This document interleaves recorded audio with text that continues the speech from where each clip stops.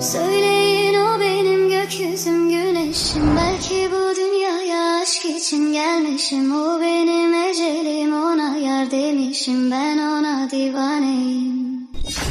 Aşıklar aşkının yolu. Söyleyin o benim gökyüzüm güneşim. Belki bu dünyaya aşk için gelmişim. O benim ecelim, ona yar demişim. Ben ona divaneyim.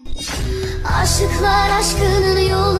Söyleyin o benim gökyüzüm güneşim. Belki bu dünyaya aşk için gelmişim. O benim ecelim, ona yar demişim. Ben ona divaneyim.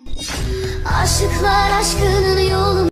Söyleyin o benim gökyüzüm güneşim. Belki bu dünyaya aşk için gelmişim. O benim ecelim, ona yar demişim. Ben ona divaneyim. Aşıklar aşkının yolu.